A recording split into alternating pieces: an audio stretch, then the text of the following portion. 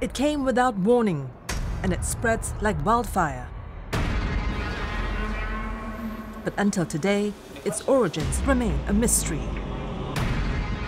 The 2019 novel coronavirus is very unusual because it seems to spread much easier between both of us, between individuals.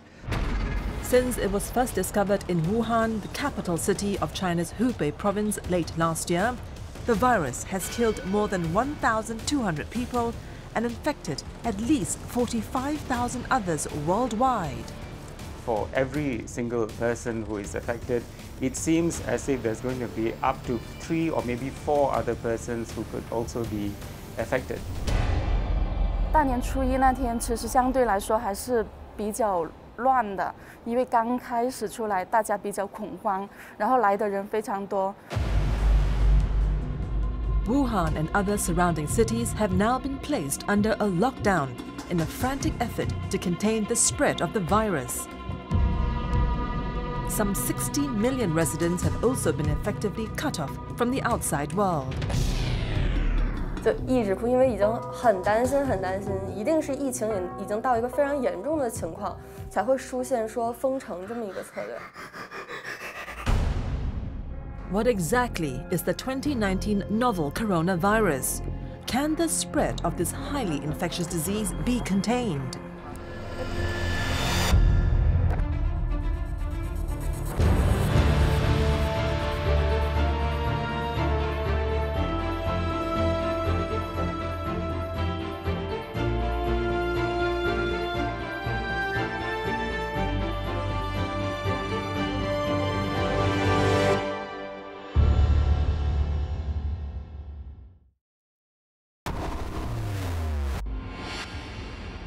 A climate of fear has descended on Wuhan, the capital city of China's Hubei province, home to 11 million people.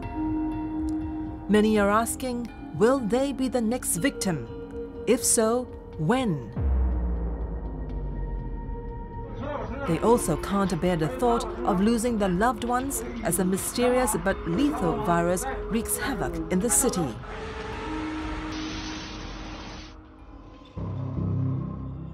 The coronavirus has killed more than 1,200 people in just 2 months. The disease has also infected thousands of people at a staggering speed and scale that's triggering fears of a new global pandemic. 2019 novel coronavirus is very unusual. We are familiar with SARS, and we managed to control SARS in about 6 to 9 months worldwide, which is actually quite amazing. And if you look at the numbers, we had 8,000, 10,000 people all in all, and this was over several months. But if you look at what's happening to 2019 novel coronavirus, we're seeing a whole lot of numbers coming up very rapidly over in just a month. It all began deep in the winter month of December 2019. A quiet but deadly scenario was unraveling in Wuhan city, following a mysterious illness that had stricken a handful of people with symptoms of fever and cough. Wuhan has started off with an atypical, very unusual viral infection. And for the clinicians talk, it will be called what an atypical viral or atypical pneumonia be. You will have a typical person coming with fever, headache, a bit of cough, muscle aches. It sounds very much like a flu-like illness. But you know something is not quite right because a chest x-ray becomes abnormal. Number 2, a lot of the test swabs for the influenzas will be negative or the other viruses are negative. Number 3, you see groups of people coming in with the same illness. And all of them had the same pattern. Chinese health authorities identified the first patient who showed such symptoms on December 8th last year. The trickle rapidly sped up to infect scores of others. 2 of the earliest patients reportedly worked at the Huanan Seafood Wholesale Market in Wuhan. The tipping point arrived hard and fast when the once innocent symptoms claimed the life of the first victim. On January 9th, 2020, The mysterious virus killed a 61-year-old man who was known to be a regular customer at the market. And the initial investigations seems to show that a majority of the small number of cases that they had, a lot of them seemed to pinpoint to that part of the market which was actually dealing with the wildlife trade.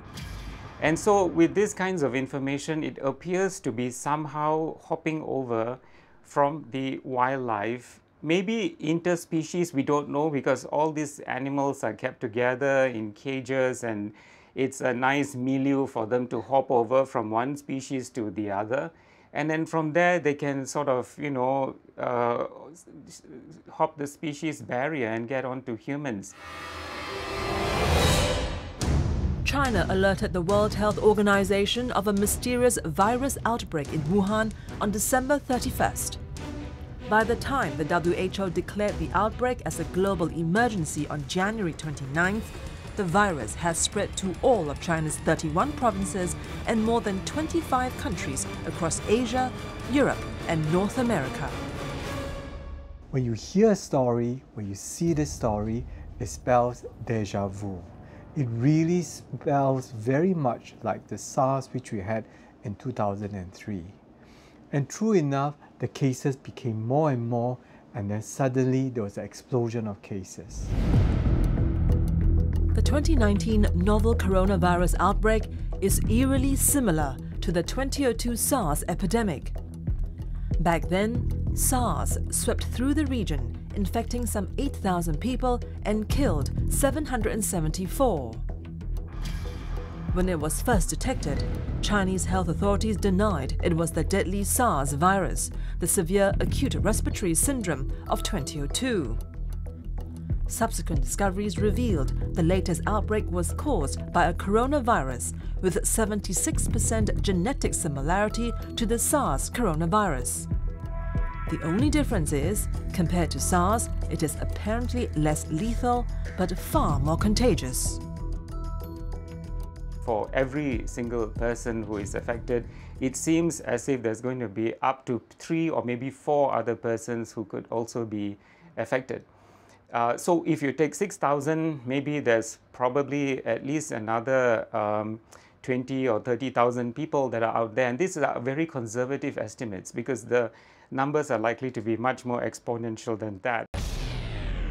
The 2019 novel coronavirus is very unusual because it seems to spread much easier between both of us, between individuals. Simply coming close or talking, we may actually spread the infection. Not like SARS. Early studies suggest that the incubation period of the virus, that is, from the time of exposure to the time when signs and symptoms begin to show, is about 5 to 7 days. It looks likely that patients or carriers of the virus can infect others when they are asymptomatic, meaning when they don't have signs of being ill. There was this asymptomatic infection and mild infections, and now we hear about the people who can be infectious even during the incubation period. The scenario seems different in the case of SARS, which appears to have lower infection rates. Infectious diseases specialist Dr. Leong Ho Nam is very familiar with the deadly virus. He was, after all, a former SARS patient himself. He contracted the virus back in 2003 while tending to a female patient who flew into Singapore from Hong Kong. Infection of patients with SARS happen best in the second half of the illness, after the first 7 days. In other words, if I fall sick and I can confine myself in the first 7 days, I can effectively prevent the spread of the virus to the next person. But 2019 novel coronavirus is different. You can actually find the virus in people who have no symptoms, and it's postulated by the Minister of Health in China himself that these asymptomatic individuals, these individuals with no symptoms, can spread person to person. And we don't even need to wait till the 7 days before symptoms onset. Disease may spread even before the onset of illness. This allows the virus to propagate very quickly across large swaths of area, many people, and hence we are seeing these numbers of unprecedented spread of infections. Coronaviruses are common in many species of animals, such as camels, cattle, civet cats, and bats. On occasion, the virus strains mutate and spread from animals to humans. This jump was evident in the case of SARS in 2002, in the Middle East Respiratory Syndrome, or MERS, in 2012, and now in the 2019 novel coronavirus. As it turned out, the suspected ground zero of the outbreak, the now shuttered seafood market in Wuhan, was also dealing in legal and illegal trade and consumption of exotic wildlife. The cages do not get changed and the poop is allowed to circulate. So you are breeding the ultimate virus that one day will adapt well to the animals that are there, that one day will adapt to the humans that keeps coming in contact. One day the right mutation will happen where the receptor fits nicely well into the humans and in turn allow person-to-person transfer. But exactly which animal and what was the reservoir and so on and so forth, of course that will take some time for us to get to know. It took a while for us to figure that out for SARS as well. It took some 10 months, if I'm not mistaken. So this is going to go on for a bit. The situation is evolving so quickly. The virus is getting stronger, the number of infections are likely to rise. So I think we just have to be psychologically prepared that this can get worse than SARS. How are ordinary people reacting? How are the healthcare workers on the front line coping? 一直都没有喝水，没有吃饭，这样子熬过来的。因为那段时间其实整个人状态都不是特别好，一直都有担心。然后4点多钟起来的时候，看到封城的那个消息，我马上给我妈发，然后打电话。我记得我那个电话一开头就是哭。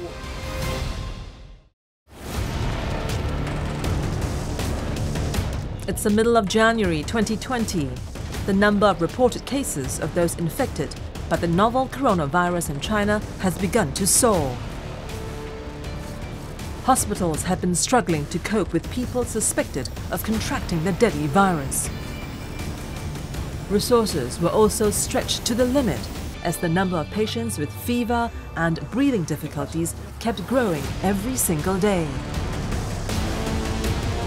因为我觉得作为一个护士，我觉得在这种时刻我们是责无旁贷吧，一直都没有喝水，没有吃饭，这样子熬过来的。所以到现在我们是到现在为止，我们基本上是每天都在工作，参与这个防控工作。因为我每天都是这样工作，我们没有这个防控工作，我明天也是工作10到12个小时。反正这个，因为对我们医生来说，工作这么长时间不是个很大的问题。By this time, cases of the novel coronavirus had found its way to major Chinese cities far away from the epicenter. Beijing in the north and Shenzhen in the south.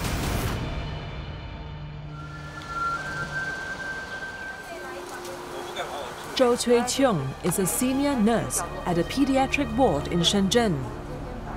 When she was first alerted about the major outbreak, she quickly signed up to be a volunteer with the Infectious Diseases Department. Even though she's not trained in dealing with infectious diseases, she took it in her stride. She felt compelled to help her colleagues who have been overwhelmed by the sheer number of people seeking medical help. 因为这个时候感染科发热门诊本来的护士是很少的，他们只有3个人，那肯定是需要全院护理人员来支援他们。When she learnt about the virus outbreak, it was just days before the Chinese New Year holidays. Many of the hospital staff were already on leave. That contributed to the shortage of healthcare workers, and it was a matter of time before chaos started to surface in the already rapidly deteriorating situation. 大年初一那天，其实相对来说还是比较乱的，因为刚开始出来，大家比较恐慌，然后来的人非常多。当天来的人，我是值白班，8点到16点，当时来了，有100多个人。当然看诊的没那么多，看诊放过去给医生看诊的估计有80左右。 但是来了100多人，为什么有些人没看呢？是因为有些人是没有任何症状，没有流行病学史，然后他们也过来看了。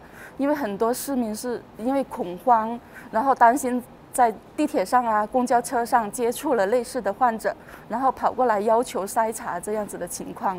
The resources in the hospital are overwhelmed. There have been many videos that have been shared on social media about what's happening in China at the hospitals, and as a healthcare worker, I pray for the healthcare workers in China because they are going through a difficult time and on their faces are fatigue, exhaustion. I just cannot take the next day forward. There were emotionally trying moments for Zhou, including one occasion when she had to separate a child who's been infected with the virus from her parents. But she had to be firm for the sake of their own safety. 其实是有的，就像之前住在我们疫病区那边有一个51床这样子的一个小孩，他爸爸妈妈是从武汉回来的，爸爸妈妈没有症状，但是回来之后小孩子发烧了，小孩子发烧之后。 然后我们是因为现在形势是在比较严峻，然后我们是劝他爸爸妈妈是不要待在病房的，然后呢就只能由奶奶过来照顾，然后爸爸妈妈非常的焦虑，然后但是真的是我们真的就很不忍心叫他回去，但是又不得不这么做，就是为了保护大家所有人的安全。 January 20th was a critical turning point in the way authorities dealt with the virus outbreak. For weeks after the virus first surfaced, authorities had insisted that the mystery virus was restricted to the animal vector. On that day, however, China's renowned and respected epidemiologist Dr. Zhong Nanshan dropped the bombshell. In a TV interview, he confirmed cases of human-to-human transmission of the deadly coronavirus. That dramatically altered the way China dealt with the outbreak. In a bold and unprecedented move, China put the city of Wuhan, with a population of 11 million people, under quarantine. All roads to the city were sealed off and public transportation was shut down. The lockdown was expanded to the larger Hubei province with some 60 million people. The Chinese government has at least tried to restrict inflow and outflow into her province itself. Travel outside China itself has been constrained, which has helped to at least contain the flow of people. They have extended the holiday period for the Chinese New Year as well. In a situation like this where you have an epidemic, mass hysteria can actually cause more problem than anything else. So sharing information earlier would have been a bit better. I think it's actually a very good strategy. And I think that they could only do this in China. Still, there are many Wuhan natives who are worried about the fate of their loved ones still trapped in the city. 22-year-old Liu Wuyuan is one of them. She has been working in Beijing for the last 1 year and was looking forward to return to Wuhan to celebrate the New Year with her family. But the long-awaited homecoming failed to materialize after news broke, confirming evidence of human-to-human transmissions.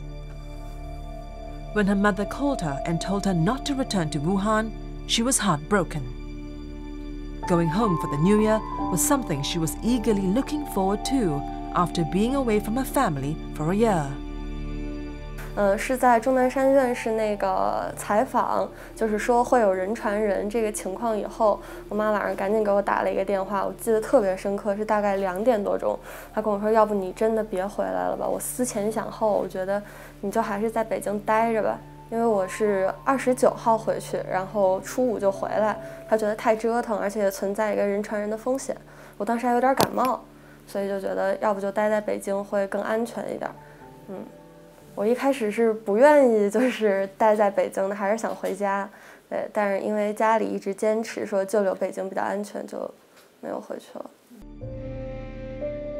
She spent the New Year alone in Beijing. But that has not put her mind at ease as she kept thinking of her parents' safety and welfare. 基本上是保持1天2个视频，就是中午和晚上大概饭点的这个时间，然后跟他们视频看一下吃的怎么样啊，然后现在情况怎么样，然后跟他们再三的 check 有没有出门，就一定不能出门。我是4点多钟的时候起来，就是噩梦惊醒，因为那段时间其实整个人状态都不是特别好，一直都有担心。然后4点多钟起来的时候，看到封城的那个消息，我马上给我妈发，然后打电话。我记得我那个电话一开头就是哭，就一直哭，因为已经很担心，一定是疫情已经到一个非常严重的情况，才会出现说封城这么一个策略。然后当时也问过妈妈说，那我们接下来是怎么办？物资够不够啊？然后我看见网上有人说什么赶紧逃离啊什么呀，我妈就说哪儿都不去，就在家待着。It tells me that the amount of spread there is before the lockdown was unprecedented, very rapid. Number 2, many people were falling very sick and they were going to get out of Wuhan for the Chinese New Year festivity. And from there, the spread will be even unprecedented. So what the Chinese government did was correct and it's the right thing to do. It seems very heartless. It seems unimaginable, but it's the right thing to do. When SARS broke out in 2002, the world was caught unaware by just how lethal the virus was and how fast it could spread. Today, the rapid spread of the 2019 novel coronavirus is just as alarming. Just days after the World Health Organization was alerted to the possible outbreak of a mysterious virus in Wuhan on December 31st, 2019, countries responded by ramping up their internal defenses against the possible spread of the virus. Singapore, for example, implemented thermal screenings at the airports for all travelers coming from Wuhan. It has since banned all Chinese visitors and foreigners with a recent history of travel to China. Today, on almost every continent, countries have taken similar steps of closing their borders to flights and foreign visitors from China as the number of infections outside China grows. There are more than 45,000 confirmed cases of the novel coronavirus in more than 25 other countries and territories. There are many problems, but one of the chief ones will be the global travel. Because, even if you say let's not get people coming in from China, but then there are many people who are already affected outside of China, and these people are still traveling everywhere.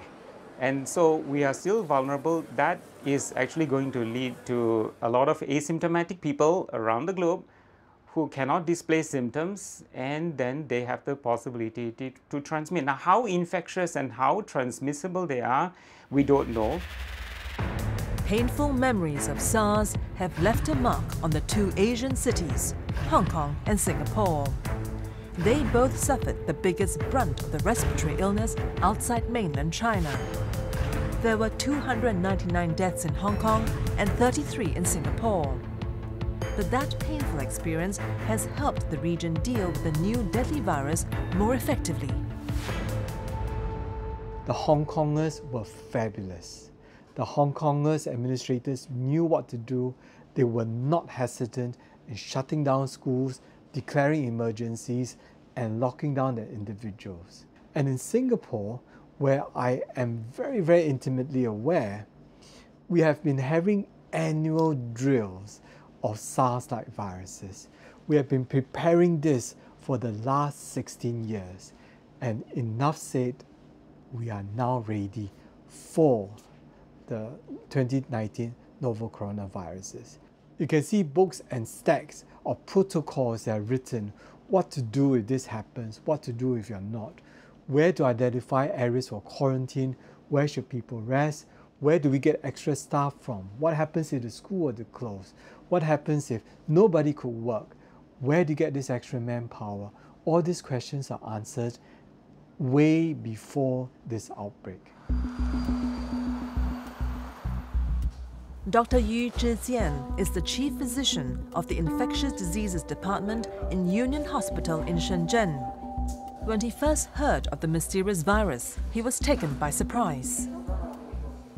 我们的同事也都在办公室看到微信上面，报道武汉发生了新型冠状病毒的这个疫情，大家都觉得非常惊讶。当时只是觉得，可能我们又多了一种传染病，没有料到疫情会快速的扩大。 He then set up an emergency response team in the hospital and recruited volunteer colleagues from other departments. 我是专业防控小组里面的成员，我跟医务科的是组织者，因为我们应对这场疫情，那么光靠我们传染科、感染科还有发热门诊，单纯的力量是不够的。 Another innovative strategy by Dr. Yu was to set up a telemedicine unit. The idea was to provide critical information to the people who were unsure if they were really ill, as well as to ease the burden of hospital staff due to the escalating number of admissions. 那么另外就是我们也按照现在的这个要求，开展了互联网医院的网上咨询平台。那么通过这个网上咨询，能够更加便捷地服务我们的患者。那么昨天一天的我们网上咨询量就有1600多条。那么这个网上互联网咨询平台的开建，极大地方便了患者的这个咨询，同时有利于消除公众对这个新型冠状病毒的疑虑。因为新型冠状病毒感染这个疫情爆发以来，有大量的发热病人涌入到了我们的门诊去就诊，给所有的这个接诊的医生、一线的接诊医生造成了一个很大的工作压力。在这个基础上的话，我们在前天晚上就紧急上线了这个关于疫情的一个免费咨询活动。我们可以除了在网页端进行回复之外，我们还可以用手机端进行回复。所以在我们的吃饭时间或者是休息的时间，我们就带着手机随时在线回复的。晚上的话，我们是6点钟左右就下班，但是我们带着手机端可以随时在家进行回复。然后实际上的话，我们最近几天都是工作到8点9点我们才回去的。然后的话，我们对外是说10点钟就结束了这个夜间10点钟就结束了这个咨询。实际上，只要我们有时间，10点钟之后甚至凌晨，我们都还在用手机端回复。 Zhou Cui-chung is also glad to be of assistance. The pediatric nurse even volunteered to go for emergency training to help handle patients who suffer from the new pneumonia-like virus. 知识培训的很好，我是一个儿科的护士，我前后接受了这种新型肺炎的培训，真的是不下于8次了。就这段时间，从年前到现在，不停地在接受这种培训。 这种还有防控措施这些培训的很多次，就医院非常重视这方面，也一再的强调员工要零感染。 China's continual efforts to ramp up treatment and containment measures also included the construction of 2 new hospitals in Wuhan. They were completed in under 2 weeks. Authorities recalled thousands of construction workers during the Chinese New Year holidays, doubled and tripled their salary, and they worked around the clock to build the 2 hospitals which provided 2,500 beds. Still, many challenges remain. At the heart of all containment strategy is the understanding of what doctors call the pyramid.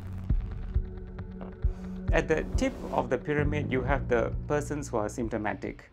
Then at the bottom of the pyramid, you have people who are, less symptomatic. And then you have the asymptomatic, big, huge chunk at the bottom of the pyramid. So in order to understand how you're going to contain, you need to know the big pyramid. But here, if you focus only on the iceberg at the top, you are going to get hit by what's below. Medicine has taught us with limited resources, you only treat those who are the sickest. So the sickest will get admitted, and this will be the top of the pyramid. And what we are seeing perhaps are just the top 10-20% of the patients. And for the rest of it, 80%, we are not seeing, we are not treating, we are not quarantining. Instead, we are releasing them back into the public, where they can in turn reinfect others. What we are not seeing will be the greater base at the pyramid, which are easily 40 times more than what we are seeing now. These are the ones where there are active propagation of the virus. Since the World Health Organization declared the novel coronavirus outbreak as a global emergency, international response has been swift. All flights to and from Wuhan and the larger Hubei province have been banned, and citizens have also been advised against all non-essential travels to China. Scores of nations, including Indonesia, Philippines, Japan, South Korea, New Zealand, France, Turkey and the US have scrambled to evacuate their citizens from Wuhan city as China struggles to come to grips with the outbreak. Should China be blamed for the latest epidemic? During the 2003 SARS outbreak, the government took some 4 months before announcing to the world about the severity of the crisis. It was then accused of withholding information and covering up. In the current epidemic, it took the government about 1 month to declare after the first case was reported on December 8, 2019. By January 12th, Chinese scientists had already identified the virus as the new coronavirus similar to SARS. It has since shown speed and political resolve to control and contain the outbreak. The Chinese government has at least tried to restrict inflow and outflow into her province itself. Travel outside China itself has been constrained, which has helped to at least contain the flow of people. They have extended the holiday period for the Chinese New Year as well. So these are measures that are slightly on the brighter side. So there are some positive signs where the Chinese government has done some positive things. I think we have to go back to the root of the problem, whatever emerging or re-emerging infection it is, and to understand the dynamics and the nature in which it actually crossed over to the human species. Where exactly did we go wrong? Why are we allowing this issue of wildlife and humans to come close to each other? We should abandon that. And as the novel coronavirus spreads, there's also growing fear that the deadly pathogens or viruses can mutate and spread to become a more effective killing machine.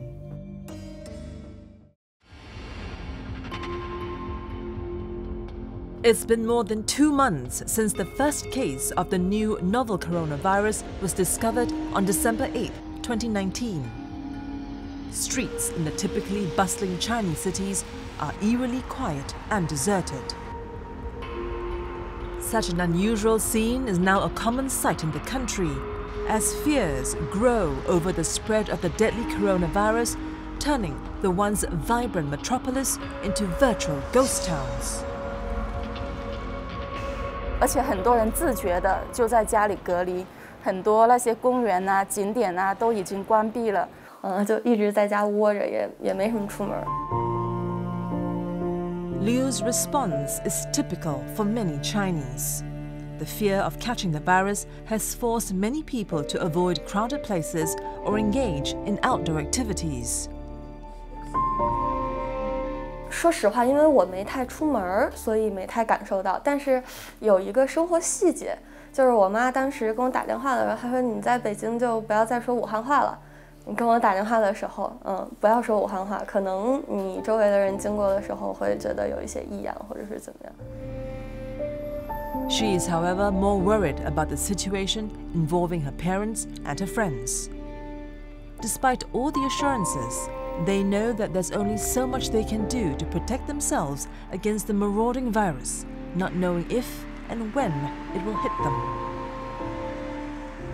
我觉得他们一定是有的，但是他们作为父母不会跟我就是过多的去流露，可能我接受到的更多的焦虑也好，或者说真实的那种紧张的情绪，更多的是来自于我同龄的朋友。他们可能比如说有的也是刚刚工作，然后提前就回家了，现在也在武汉，还有的就是一直就在武汉，还在读研，或者说就在武汉工作。那我们之间的沟通可能会来得更加真实一些，会直接跟我说现在的情绪是怎么样的呀，很紧张啊，很焦虑啊，然后可能打不到车呀，种种。但是你问父母，父母永远都是没事儿，很安全，不要担心。The reality is, fear and anxiety continue to grip the residents of Wuhan. Despite the best efforts by the authorities to try and keep the virus at bay, the death toll shows no signs of slowing down. Meanwhile, the scientific community is now racing against time to try and find a vaccine that could help fight and prevent further spread of the disease. Is there a chance that an effective vaccine will be found anytime soon? The good thing about the current novel coronavirus is that we can make use of existing knowledge of the SARS coronavirus vaccine and apply the same principles to the 2019 novel coronavirus. What they would have to do now is to actually design it. Designing is relatively easy. Grow it and show that while growing, the vaccine does exactly what it's supposed to do. And the prototypes will then need to be manufactured in large quantities so that it can be given to a large group of people. But the bad news is, according to experts, a vaccine for the novel coronavirus will take months to develop and manufacture. It will have to go through several clinical trials before the vaccine is ready for use in time to respond to the epidemic. It will take easily 9 to 12 months. Even if the vaccines are available now at this various moment, it will take several months for the quantities to be made. We're talking about several 100 million doses for the people in China, for the people in Asia, and for the rest of the world. This will take time. In the meantime, short of an effective and easily available vaccine, immediate preventive measures have to be aggressively enforced. China has since banned the popular wildlife trade until the health crisis is over. There are also increasing calls from the international scientific community for the ban to be made permanent. I think that is to some extent what happened after SARS, because look at the wildlife trading. You know, if more things were done back 15 plus or 17 years ago, maybe, anyway, we can't turn the clock back. Men and these animals, we are not meant to be living side by side. Viruses like this exist in wildlife. You put the situation of man and wildlife together in this kind of situations for a protracted period of time, these things can happen. And I think, you know, we are just tempting fate. We tend to eat anything that flies, swims, or crawls. And when we bring these animals into our dinner table, we bring the viruses over along as well.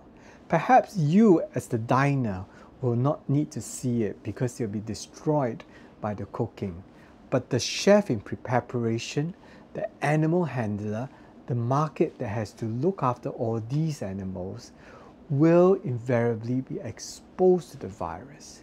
And we saw that in SARS 2003.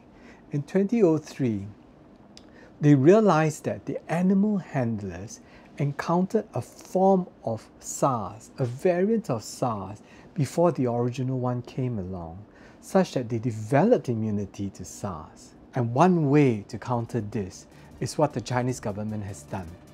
It stopped exotic animals from being onto the dining table. Perhaps we need to re-look at what we eat. But as the battle rages on to bring the virus under control, there are still many unknowns and questions that need to be answered. For example, how lethal is this virus? Where did it originally come from? How infectious is it? Will the coronavirus that's now spreading with frightening speed in China become a global pandemic? The reality is, the virus has so far killed more than 1,200 people. The death toll has even surpassed SARS, both in the number of fatalities and confirmed cases within a much shorter period. Still, there's hope that the worst will soon be over. It's just a question of how and when that will happen. For those currently at the front line of the battle against the novel coronavirus, the risk is still far greater than previously imagined, given the scale of the infections. Still, nurses like Zhou is confident that China will turn a corner and that the battle will be won, sooner or later.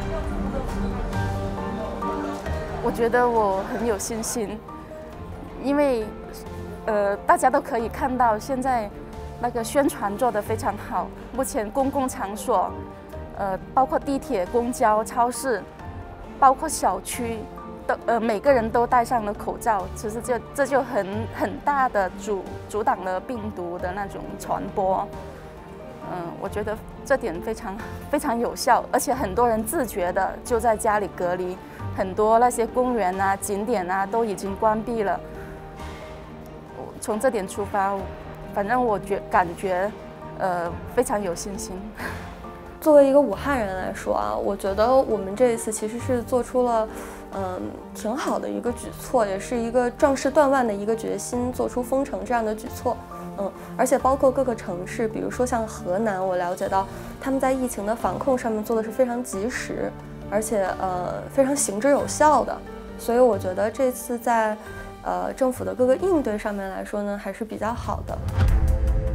In the long term, when the dust settles, it's going to take a lot of soul searching.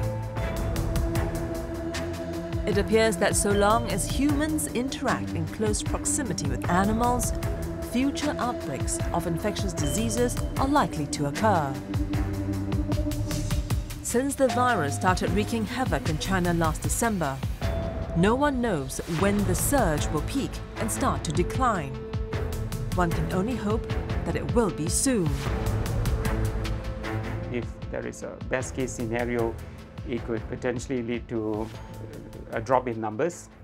But I haven't seen that. We can only begin to discuss that once we see the numbers actually falling. As of now, we are still seeing the cases coming up and the mortality, of course, as more cases come in. So until and unless we see that numbers mitigating, we can't predict what's going to happen in the region. Yeah, so this is going to go on for a while. We'll walk through and ride through. We will no doubt lose some of our comrades, our relatives, our close ones. But the world will come out stronger. The world will come out better. Okay? We will remember those who are lost, but we will, with this remembrance, we will prevent new ones from happening.